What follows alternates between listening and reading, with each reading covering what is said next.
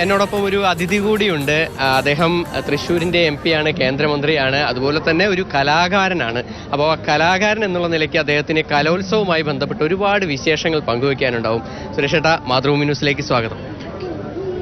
കലോത്സവം എല്ലാ കേരളീയരുടെയും കുട്ടികളുടെയൊക്കെ ഒരു അഭിമാനമായിട്ടുള്ളൊരു ഉത്സവമാണ്. ആ ഉത്സവത്തിൽ പങ്കെടുക്കുമ്പോൾ നമ്മൾ ഈ ഉത്സവത്തിൻ്റെ നടത്തിപ്പുകാരല്ല, ഭാഗമാണ്. ഇത് ഓർഗനൈസ് ചെയ്ത കേരള സർക്കാരിലെ വിദ്യാഭ്യാസ വകുപ്പ് അതിമനോഹരമായിട്ടാണ് ഇത്തവണ ഇതിൻ്റെ അറേഞ്ച്മെൻറ്റ്സ്. ഞാൻ ഇന്നലെ വന്ന് ഇത് മുഴുവൻ ഓടി നടന്നു വന്ന് കണ്ടതാണ്. വളരെ മനോഹരമായിട്ട് എല്ലാ വർഷവും അങ്ങനെ തന്നെയാണ്. എങ്കിലും എനിക്ക് തോന്നുന്നു തൃശ്ശൂരായതുകൊണ്ട് ഒരു എല്ല് കൂടുതലുണ്ടെന്ന് എനിക്ക് തോന്നുന്നു. തീർച്ചയായിട്ടും തൃശ്ശൂർ 25 വർഷങ്ങൾക്ക് ശേഷമാണ് കഴിഞ്ഞ തവണ 24 യുവജനോത്സവത്തിൻ്റെ ട്രോഫിയാണെന്നാണ് എൻ്റെ വിശ്വാസം. 25 നടന്നത്. ഇപ്പോഴും 25 26 നടക്കുന്നത്. അങ്ങനെയാണ് എൻ്റെ ബോധ്യം.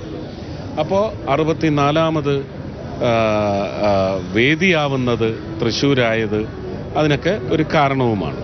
അപ്പോൾ 24 തൃശ്ശൂരിങ്ങെടുക്കാൻ സാധിക്കുക, അത് കഴിഞ്ഞ് ഇവിടുത്തെ കുഞ്ഞുങ്ങൾക്ക് ആ ട്രോഫി ഇങ്ങെടുക്കാൻ സാധിക്കുക.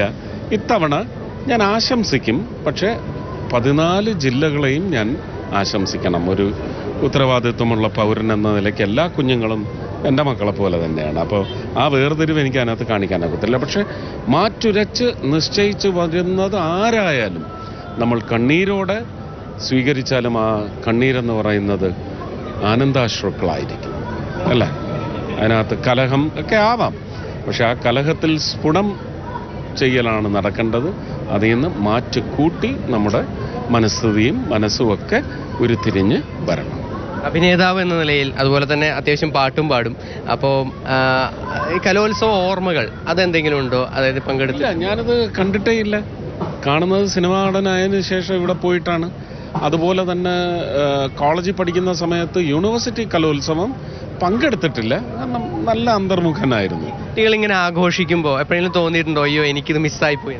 തീർച്ചയായിട്ടും അതല്ലേ തോന്നുന്നത്. നമുക്കിത് മിസ്സായി എന്നല്ല, നിഷേധിക്കപ്പെട്ടല്ലോ എന്ന് പലപ്പോഴും തോന്നിയിട്ടുണ്ട്. അതിലൊക്കെ വലിയ സങ്കടവുമുണ്ട്. പക്ഷേ അങ്ങനെയൊന്നും നമ്മൾ സങ്കടപ്പെടേണ്ട ആവശ്യമില്ല. നമ്മുടെ മക്കൾക്കോ കൊച്ചുമക്കൾക്കോ ഒക്കെ അതിനുള്ള ഒരു ഭാഗ്യം ഉണ്ടാവട്ടെ എന്ന് നമുക്ക് പ്രാർത്ഥിക്കാം. ഈ കലോത്സവത്തിലെ ഏറ്റവും ഇഷ്ടപ്പെട്ട ഒരു ഇനം എന്നുള്ള രീതിക്ക് അങ്ങനെ എന്തെങ്കിലും ഉണ്ടോ? അതോ ഒരു ഇനം പ്രത്യേകമായിട്ട് കാണണമെന്നൊരു ആഗ്രഹമുണ്ടോ? ഗാനങ്ങൾ തന്നെയാണ് എൻ്റെ പ്രിയപ്പെട്ട ഒരു മേഖല. പിന്നെ ചോദിച്ചാൽ ഡാൻസാണ്. അത് നാടോടി നൃത്തമായാലും ശരി തന്നെ, ക്ലാസിക്കൽ ഡാൻസ് ആയാലും ശരി തന്നെ, സിനിമാറ്റിക് ഡാൻസ് ആയാലും ശരി തന്നെ, ബാക്കി ഈ ഒപ്പന, അതുപോലെയുള്ള മാർഗം കളി, ഇതുപോലെയുള്ളൊരു എല്ലാം ഡാൻസ് ഭയങ്കര റിഥമിക്കല്ലേ, മ്യൂസിക്കിനോട് ചേർന്ന് ഒരു ഉൽപ്പന്നം കൂടി എന്ന് പറയുമ്പോൾ നമ്മുടെ മനസ്സും അതിനോടൊപ്പം അവരെക്കാൾ മികച്ച രീതിയിൽ ചിലപ്പോൾ മനസ്സ് ഡാൻസ് ചെയ്യും. നമ്മുടെ കൈകാലുകൾക്ക് അതിനുള്ള പ്രാപ്തി ഉണ്ടാവില്ല, പക്ഷെ ആനന്ദം നമുക്ക് ലഭിക്കും. കലോത്സവ വേദിയിലെത്തുമ്പോൾ ഒരു പാട്ട് മനസ്സിൽ വരുമ്പോൾ അല്ലെങ്കിൽ ഒരു ലളിതഗാനമോ അങ്ങനെ എന്തെങ്കിലും? തമിഴും തെലുങ്കും ഒക്കെ പാടി. മലയാളം ഒന്ന് നമുക്ക് നോക്കിയാൽ പൊന്നോടു പൂവായി ശംഖോടു നീരായി വണ്ടോടു തേനായി നെഞ്ചോടു നേരായി വന്നു നീ കളഭമഴ തോരാതെ കുളിരണിയുമെന്നിൽ തൊട്ടു സൂര്യൻ രോമാഞ്ചം കണ്ണേ കണ്ണേ പൊന്നോടു പൂവായി ശംഖോടു നീരായി വണ്ടോടു തേനായി നെഞ്ചോടു നേരായി. വളരെ നന്നായിട്ടുണ്ട്. അതുപോലെ തന്നെ നമ്മുടെ കുട്ടികൾക്ക് നൽകാവുന്ന ഒരു സന്ദേശം എന്താണ്? എല്ലാവർക്കും ഒന്നാമതോ എ ഗ്രേഡോ ഒന്നും കിട്ടണമെന്നില്ല.